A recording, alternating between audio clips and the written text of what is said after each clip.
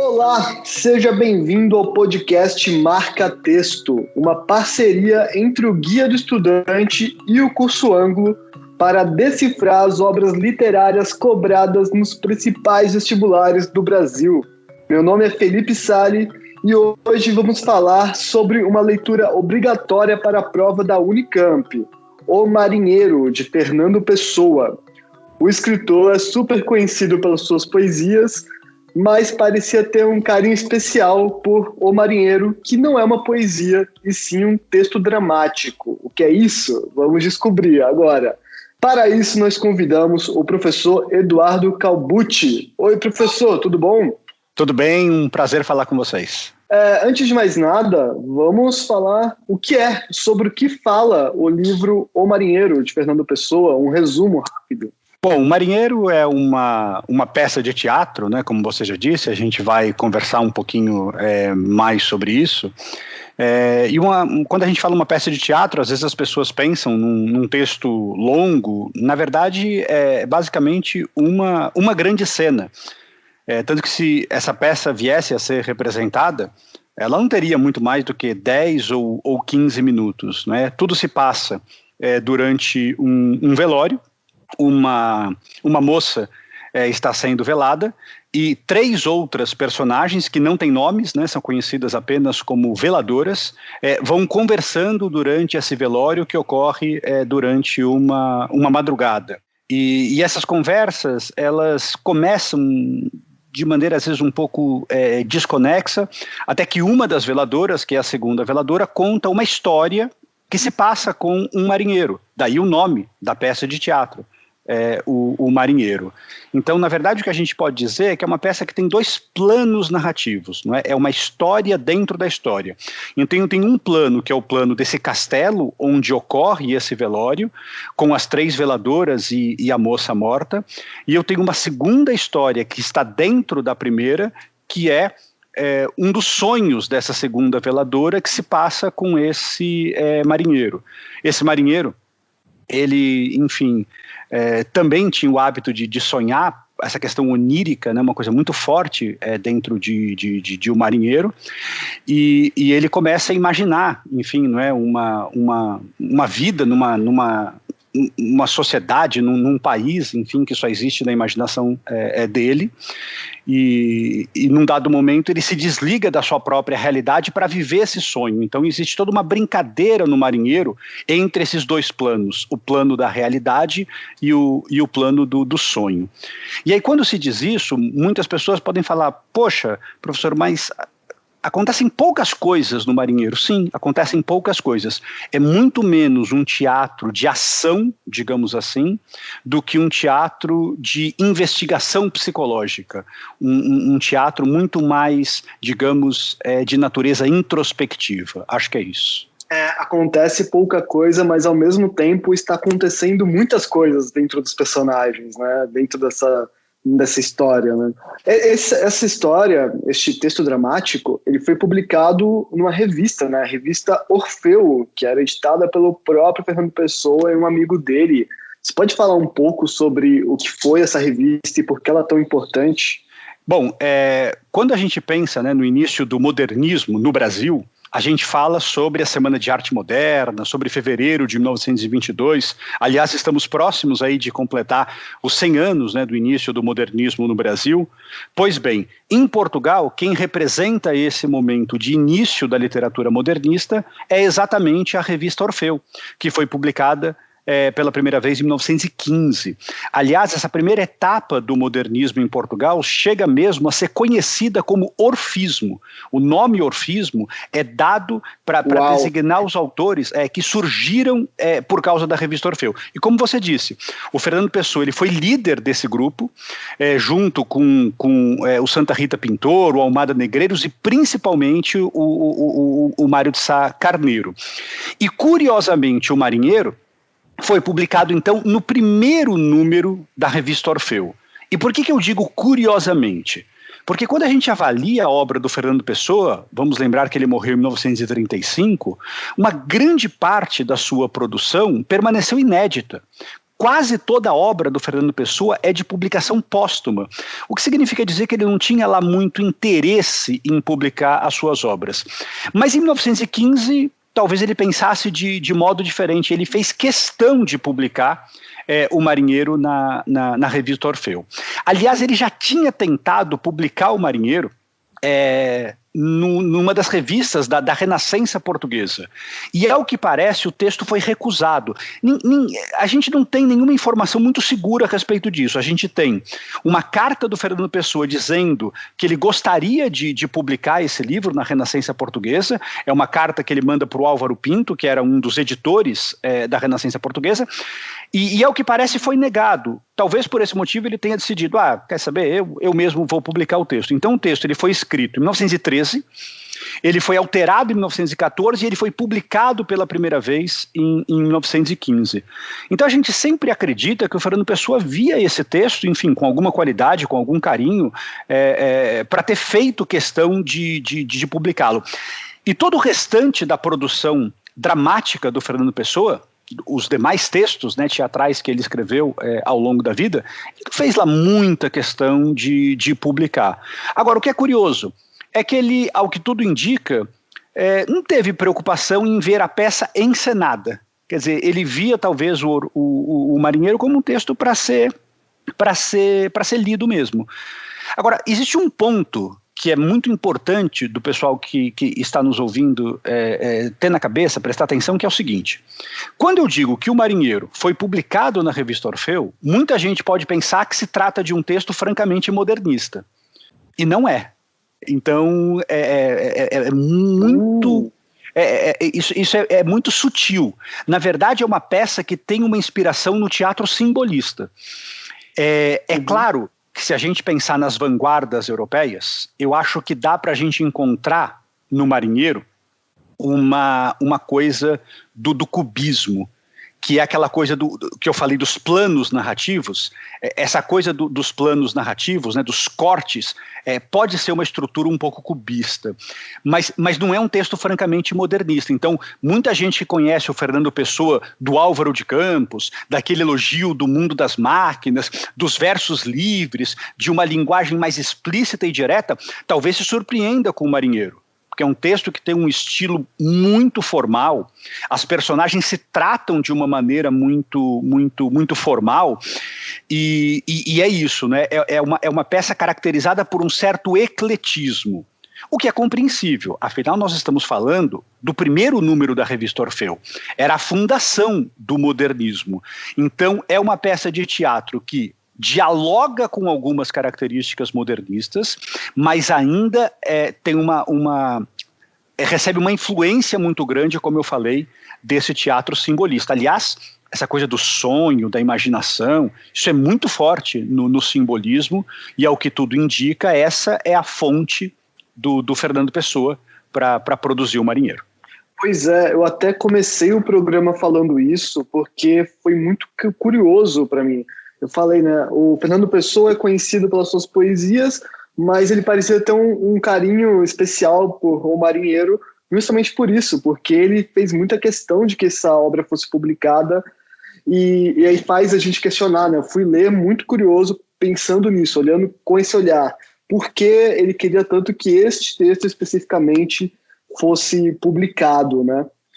E é uma coisa interessante que foi publicado, e foi publicado com o nome dele, né? Não com o nome de um dos seus heterônimos, porque no primeiro número do Orfeu, ele publica 2 poemas do Álvaro de Campos, o Opiário e a Ode Triunfal, mas já sai com o nome do Álvaro de Campos. Com o nome dele, né, a literatura ortônima, como a gente diz, só sai o Marinheiro. Então, o que a gente intui?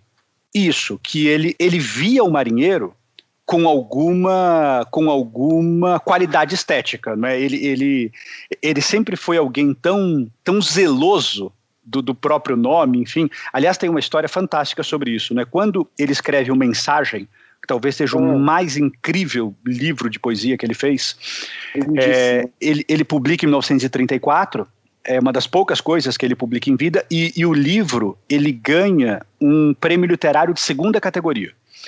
Ele é inscrito lá num concurso literário, não se sabe se é a revelia dele, E quem ganha o concurso literário é um poeta cujo nome eu nem me recordo, enfim, é alguém absolutamente inexpressivo. E o Fernando Pessoa ficou em segundo lugar.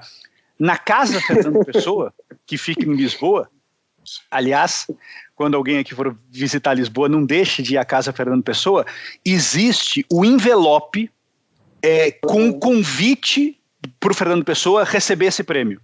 O convite está fechado. Ele não se dignou a abrir para ver como ele não tinha interesse nenhum de ser reconhecido em vida, uma coisa meio engraçada. Então, assim, é claro que isso pode ter mudado ao longo da vida dele, mas em 1915, como a gente falou, ele tinha esse interesse. E uma coisa que é importante de dizer é que a revista Orfeu acabou tendo 2 números só. Um terceiro número estava no prelo, e acabou não sendo publicado na época, primeiro porque o Mário de Sá Carneiro se suicida, e aquilo abalou muito o Fernando Pessoa, e segundo porque, embora a revista tenha sido um sucesso editorial, eles estavam com algumas dificuldades financeiras. Então, ao que parece é que depois da Orfeu, o Fernando Pessoa também se afastou um pouco desse mundo das publicações impressas, e ele, enfim, começou a focar em outras coisas. Olha isso. Você comentou da fusão, né, que parece um cubismo e tem outras características misturadas ali. O Fernando mesmo ele criou vários termos, né, para explicar a sua teoria, para falar desta obra, também de outras obras. Podemos falar sobre isso, assim, sobre esses termos criados por ele? Eu costumo sempre dizer que o Fernando Pessoa ele foi não só um grande escritor, mas ele foi também um grande teórico da literatura, da arte e da sua própria obra. Então é muito interessante que a gente tem muitos textos do Fernando Pessoa fazendo comentários da sua própria obra. Aliás, ele criava os heterônimos e a gente tem comentários de um heterônimo sobre a obra do outro. Uau. O Álvaro de Campos, exatamente, via o Alberto Caeiro como o seu mentor, e por esse motivo, tão importante quanto ler os textos literários do Fernando Pessoa é ler esses textos teóricos. E o que a gente sabe? Que no começo da década de 10, o Fernando Pessoa ele foi se aproximando daqueles ismos europeus, porque a gente teve uma série de movimentos que foram surgindo e que foram dando origem ao modernismo. O expressionismo, o cubismo, o dadaísmo, o surrealismo, o futurismo, o cubo-futurismo. E o Fernando Pessoa ele foi um pouco nessa direção, né? Então ele criou, por exemplo, o sensacionismo. Veja, como ele já tinha aquela coisa, né, de valorizar a sensação. Ele criou, olha que nome interessante, o interseccionismo, mostrando já essa coisa da fusão dos planos, da intersecção. De alguma forma, ele acaba criando, não é, o próprio orfismo. Ele criou o pauísmo, mas depois ele foi abandonando esses ismos. Mas por que eu acho importante dizer isso? Porque, de alguma forma, ele tinha essa preocupação de teorização. E eu imagino que o Marinheiro, ele dialoga principalmente com essa questão do sensacionismo e do interseccionismo. Quer dizer, existe uma coisa de valorização dessas sensações ligadas à investigação psicológica e essa coisa dos planos narrativos, porque tem uma hora em que parece que o sonho do marinheiro ele se mistura com o sonho das próprias personagens. E erudito como era o Fernando Pessoa, vamos lembrar que o Fernando Pessoa escreveu poemas em inglês, escreveu poemas em francês. Aliás, ele foi alfabetizado em inglês, né? Ele passou toda a infância na África do Sul. Era um poliglota. Ele conhecia muito bem aquilo. Inclusive opinava nas traduções, né? Exato, e ele conhecia muito bem, né, o que estava acontecendo na Europa, e por esse motivo ele chegou a ter, não cartas que foram trocadas com Marinetti, né, que é o líder do futurismo na Itália. Quer dizer, tudo isso vai mostrando alguém que tinha essa preocupação com a reflexão artística. Então, é isso. No caso do Fernando Pessoa, é um caso muito curioso de um autor que comentou a sua própria obra. Não é comum que a gente encontre isso. Para você ver como, às vezes, a palavra gênio fica um pouco desvalorizada porque usamos erroneamente, mas no caso do Fernando Pessoa, não tem como usar outra palavra, né? Um cara que consegue teorizar sobre sua própria obra, ele faz um heterônimo escrever sobre outro, e tudo aquilo faz sentido, ele cria expressões, termos para explicar a sua própria obra, e tudo faz sentido muitos anos depois. Não é por acaso, não é um cara maluco viajando sozinho, é um gênio trabalhando com o mundo que tem dentro da sua cabeça, né? O Otávio Paz, que é um grande escritor mexicano, ele dizia isso, né, que o Fernando Pessoa, ele não era um poeta que fazia versos, né, ele era um poeta que inventava poetas. E é por esse motivo que tem uma carta do Fernando Pessoa em que ele chega a dizer que ele é um dramaturgo. Que ele, por definição, sério? é um dramaturgo. E por que ele é um dramaturgo? Porque o que ele cria são grandes personagens. Agora, que coisa interessante, né? Embora ele se defina como um dramaturgo, ele escreveu poucas peças de teatro. Quer dizer, ele é um dramaturgo fazendo poesia. Mas peças de teatro são muito poucas. E a única, como eu falei, que ele termina e faz questão de publicar, quer dizer, é um texto que o Fernando Pessoa deu como acabado, é justamente O Marinheiro. Um dos poucos, né? Na verdade, peça de teatro completa, que ele teve intenção de publicar em vida, é a única. Só O Marinheiro. Só O Marinheiro. Uau. É interessante, ele se considerava um romancista, né? Você disse. É um poeta. Mas ele construiu o personagem, ele escrevia poesia, sim, mas antes de escrever a poesia, ele tinha que construir o personagem. Então ele tinha um trabalho dentro do trabalho, assim, que muitas vezes as pessoas não enxergavam, né? É uma coisa que nascia de antemão, tem razão. É incrível. O drama estático em um quadro, quero falar sobre esse termo, porque é o seguinte, às vezes o garoto que está estudando para o vestibular, ele começa a decorar uns termos, e aí ele não sabe exatamente o que esse termo significa. Ele fica, o marinheiro, drama estático em um quadro. Mas assim, explica exatamente, é um quadro porque eles estão todos parados numa única cena e estão conversando ali e não tem ação. É isso, o drama estático em um quadro a gente pode resumir assim, isso, ou não? Isso. E na verdade, a primeira coisa que eu acho que precisa chamar atenção é o seguinte, né? Quando a gente pensa numa peça de teatro, uma peça de teatro é normalmente dividida em atos. A gente pega, por exemplo, uma grande tragédia shakespeariana, não é? Ela é dividida em atos, normalmente 5 atos, e dentro dos atos eu tenho as cenas, ou os quadros, tá? Vamos simplificar. Então, cenas formam atos, atos formam peças de teatro. O Marinheiro não tem divisão em atos e não tem divisão em cenas, é uma só. Por isso que eu disse que é um texto muito curto. É isso que explica em um quadro só. Então, não tem nenhum momento em que personagens saem de cena, eu não troco de ambiente, o cenário é o mesmo o tempo inteiro. Ótimo. Agora, a expressão drama estático é uma expressão que merece uma atenção especial. E por quê? Porque se a gente for buscar a definição de drama que nasce lá da literatura clássica, quando Aristóteles escreve a sua poesia, ele usa a palavra drama como sinônimo de ação. Por isso que no dia a dia, quando você fala que uma coisa é dramática, a gente está querendo dizer o quê? Que é uma coisa emocionante, intensa, é um tumulto, uma agitação, né? Uma catástrofe. E aí, de repente, essa peça de teatro é uma peça lenta, parada. Onde é que tem drama aí, não é? Então, na verdade, parece que ele usa a palavra drama, mas saindo desse sentido do Aristóteles como sinônimo de peça de teatro. E aí parece que tem um paradoxo aí, um drama estático, porque drama pressupõe movimento. Como é que ele é estático? E aí eu falei lá atrás da história do simbolismo. Eu acho que quando a gente pensa num drama estático, a gente pensa exatamente isso. É uma peça em que acontece muita coisa internamente e pouca coisa externamente. A realidade interna das personagens, a investigação psicológica é mais importante do que a ação. As personagens basicamente falam, e falam pouco, mas é aí que está a magia do Marinheiro. Então dá para dizer que drama estático é uma expressão aparentemente contraditória. Agora, por que eu digo que é aparentemente contraditória? Porque ele tinha plena consciência dessa pouca ação, mas essa grande investigação. E aí eu falei, né? O próprio Fernando Pessoa gostava de dar essas definições. Ele mesmo tem uma definição de teatro estático, em que ele diz assim, chama o teatro estático aquele cujo enredo dramático não constitui ação. Isto é, onde as figuras não só agem, porque nem se deslocam, nem dialogam sobre deslocarem-se, mas nem sequer têm sentidos capazes de produzir ação, onde não há conflito, nem perfeito enredo. Dir-se-á que isto não é teatro.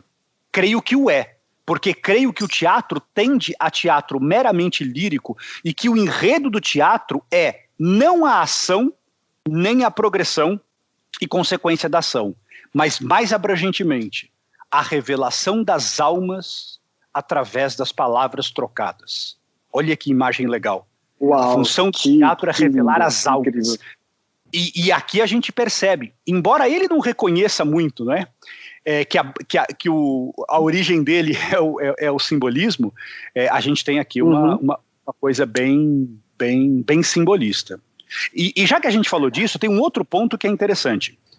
Hoje a gente encontra edições do Marinheiro por aí, não é? Então o Fernando Pessoa já caiu no domínio público, então a gente pode comprar quaisquer edições. Mas se alguém fosse comprar uma edição do Marinheiro alguns anos atrás, quando o Fernando Pessoa não tinha caído em domínio público, ou você comprava uma obra completa do Fernando Pessoa, ou você encontraria um livro chamado Poemas Dramáticos de Fernando Pessoa.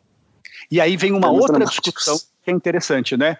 Mas é um poema ou é em prosa? Poema dramático, poema dramático? Como assim? Na verdade é isso, quer dizer, é uma peça de teatro em verso? Não é.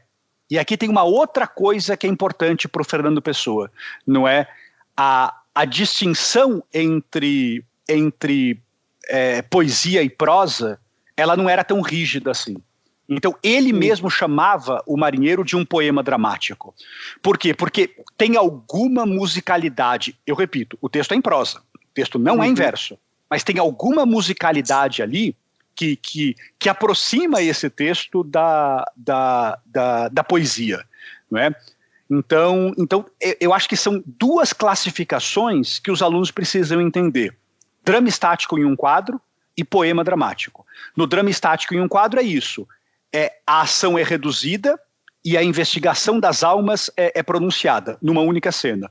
Poema dramático é uma peça de teatro que, embora escrita em prosa, se vale de determinadas características que lembram a poesia, porque o próprio Fernando Pessoa costumava aproximar as duas coisas, ou pelo menos relativizar a diferença entre a prosa e a poesia. Entendi. As personagens são 3 personagens, né, que estão conversando ali, principais, e o que podemos falar sobre elas? Então, se a gente pensar nos planos narrativos, né, no plano do que está acontecendo dentro daquele quarto do castelo, são 4 personagens, claro, mas uma está morta, né, e as 3 que vão conversando, são as 3 veladoras, né, e elas não têm nome, né, elas são conhecidas primeira, segunda e terceira. Primeira, segunda e terceira. Então, assim, existe uma tradição que coloca essas 3 veladoras no mesmo plano, né? Muitas frases delas vão se repetindo, tal. Mas se a gente tivesse que apontar diferenças entre elas, acho que a primeira veladora, a segunda veladora, ela acaba sendo a mais importante, é como se fosse a líder do coro, porque é ela que conta a história do marinheiro. E aí, como eu falei, na história do marinheiro, que é a segunda história, a gente tem uma única personagem, né, que é justamente o marinheiro. Então, quando a gente analisa os personagens da peça, a gente precisa ter sempre esse cuidado de falar dos planos narrativos, né? Eu tenho as 3 veladoras num primeiro plano narrativo e eu tenho o marinheiro no segundo plano narrativo. Sim, olha, professor, muito obrigado. Eu acho que é legal notar como o Fernando Pessoa, ele gosta de colocar uma coisa dentro da outra, tem uma história dentro de outra história, tem um mundo interno dentro de cada personagem, dentro dos estilos que ele escreve tem outros estilos, e o próprio Fernando Pessoa tem vários poetas e vários escritores dentro dele, não é mesmo? É isso. E assim, olha, eu vou falar para todos os alunos e para todas as alunas que estão nos ouvindo. A peça de teatro é uma peça curta, é uma peça difícil, mas é uma peça que você lê em menos de 1 hora, e você pode ler, inclusive, mais de uma vez. E porque o Fernando Pessoa está em domínio público, você consegue encontrar todos esses textos falando sobre o marinheiro na internet com alguma facilidade. É um desafio ler o texto, não é um texto simples, E como é um texto que até hoje eu não me lembro de ter caído em nenhum exame, a gente não tem questões antigas para tomar como referência. É por isso que eu digo, a leitura do Marinheiro, gente, é mais importante talvez do que qualquer outra nesse sentido, porque como a gente não tem essa referência, não é, nada vai substituir essa leitura. E por ser um texto que é possível ler mais de uma vez, não é, vale a pena esse desafio e entrar nessa magia das almas do Fernando Pessoa. Ah, ótimo. Ficou a dica, uma dica boa do professor e para vocês que estão ouvindo, hein? Então é isso. Muito obrigado, professor. O podcast Marca Texto é uma parceria entre o Guia do Estudante e o Curso Ângulo. Estamos fazendo podcast sobre livros que caíram na Unicamp, que vão cair na Unicamp e que vão cair na FUVEST também. Tem bastante coisa já. Siga na principal plataforma que você usa para poder ouvir podcasts, o Spotify, vai estar no YouTube também. É só procurar que você tem muito conteúdo bacana para você. Professor, até a próxima conversa nossa. Muito obrigado pela sua participação. Um abraço a todos. E é isso, gente. Abraço. Tchau.